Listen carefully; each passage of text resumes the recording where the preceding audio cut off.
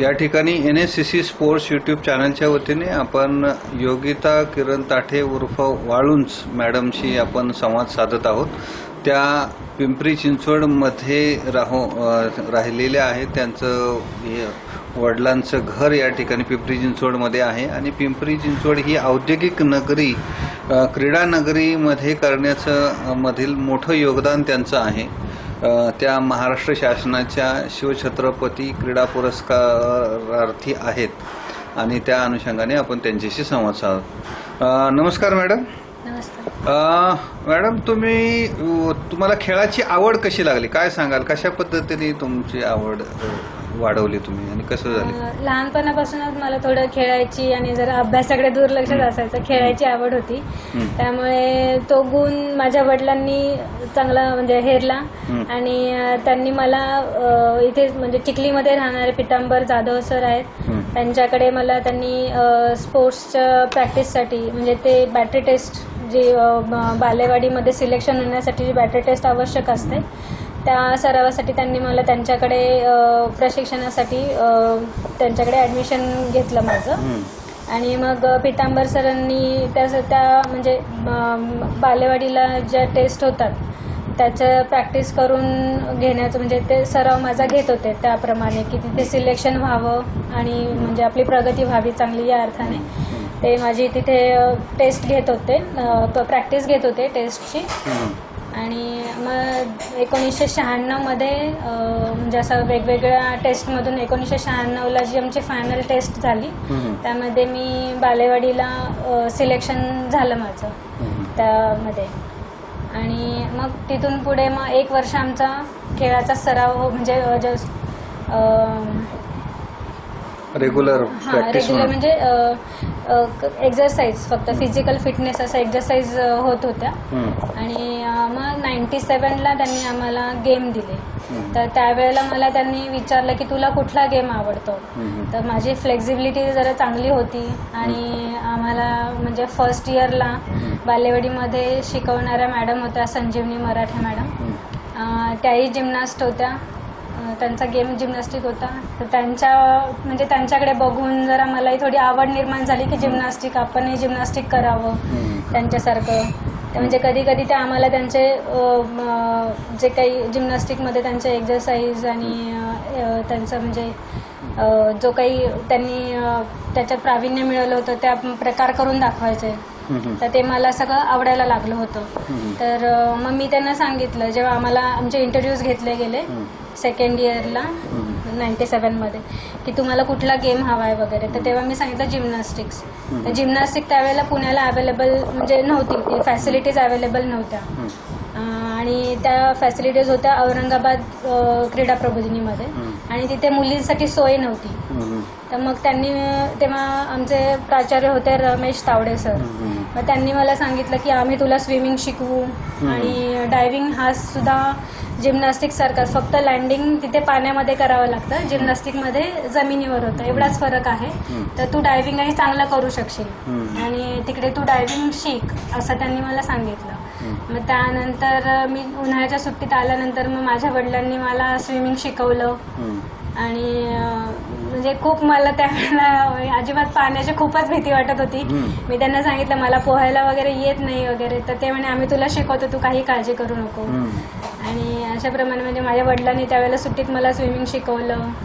मग तिथे गेल्यानंतरही पुन्हा माझा स्विमिंगचा सराव घेतला गेला, मला चांगलं पोहायला यायला लागल्यानंतर मग त्यांनी मला डायव्हिंगचे तिथे कोच होते वसंत घाडगे म्हणून, रिटायर्ड आर्मी मॅन होते, मग त्यांच्याकडे त्यांनी प्रशिक्षण माझं चालू केलं डायव्हिंगचं।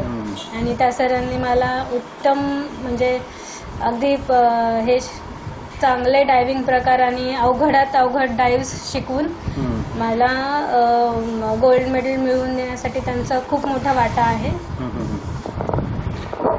मॅडम, तुम्ही ह्या क्रीडा प्रकार शिकण्याबरोबर तुम्ही राष्ट्रीय लेवलचे जे खेळ आहेत वेगवेगळे म्हणजे वेगवेगळ्या राज्यात किंवा शहरामध्ये त्या ठिकाणी सहभाग घेतला, तर अशा कोणत्या शहरामध्ये तुम्ही सहभाग घेतलेला आहे जाऊन ह्या क्रीडा प्रकारामध्ये? मी स्कूल नॅशनल्समध्ये पहिली मी नॅशनल खेळले, सिनियर नॅशनल मुंबईमध्ये झाले तर 99ला. तर तिथे मला म्हणजे पहिल्यांदाच मी सिनियर ग्रुपमध्ये खेळले, तर तिथे मला फक्त पार्टिसिपेशन मिळालं होतं अंधेरी स्पोर्ट्स कॉम्प्लेक्सला. त्यानंतर मी त्याच म्हणजे 99लाच पटियाळाला आम्ही स्कूल नॅशनलसाठी गेलो होतो. तिथे मला पहिलं ब्रॉन्झ मेडल मिळालं होतं. आणि त्यानंतर मग 2000ला मला बरेलीमध्ये गोल्ड मेडल मिळालं हाय बोट डायव्हिंग कॉम्पिटिशन्समध्ये. आणि त्या वर्षी माझं सिलेक्शन झालं तैवानला इंटरनॅशनल गेम्ससाठी. अशा प्रकारे म्हणजे दरवर्षी मग 2001ला आम्ही गोव्याला माझ्या ज्युनियर नॅशनल होत्या. त्या वर्षी मी स्प्रिंग बोट डायव्हिंगमध्ये 1 मीटर 3 मीटरमध्ये गोल्ड मेडल मिळवलं होतं. आणि हायबोर्डलाही मला गोल्ड होतं. आणि त्या वर्षाची म्हणजे इंडिव्हिज्युअल चॅम्पियनशिप मला मिळाली होती अंडर 17मध्ये. आणि मग त्यानंतर 2003लाही परत माझं इंटरनॅशनलसाठी सिलेक्शन झालं होतं.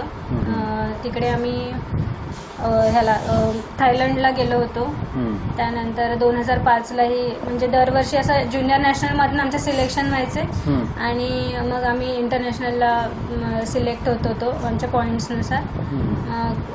2005ला मी हाँगकाँगमध्ये खेळले. सगळं इंटरनॅशनल सगळीकडे माझं पार्टिसिपेशनच होतं. त्यानंतर मी 2005ला डिसेंबरमध्ये रेल्वेमध्ये सिलेक्शन माझं झालं.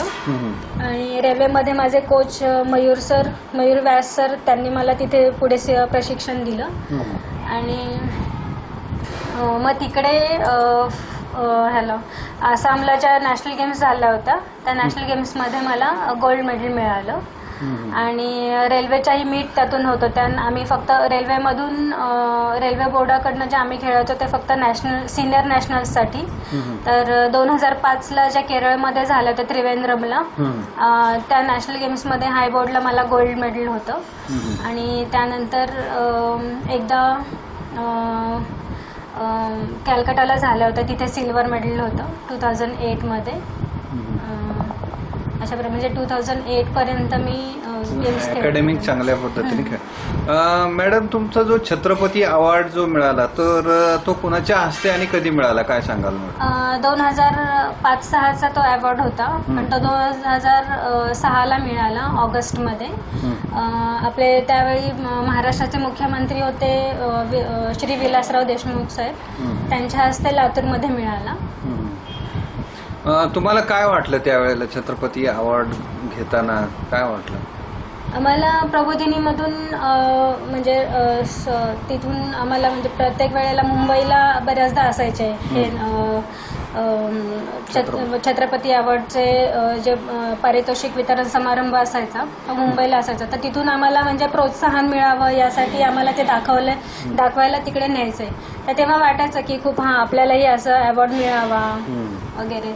तर त्यानंतर मग माझं सिलेक्शन रेल्वेमध्ये झालं. तरी सुद्धा माझे जे कोच होते वसंत घाडगे सर त्यांनी मला म्हणजे फोर्स केला आणि वडिलांच्या पाठीमागे लागून त्यांनी स्वतः फॉर्म भरवला माझा की नाही तू भर तुला मिळेल वगैरे.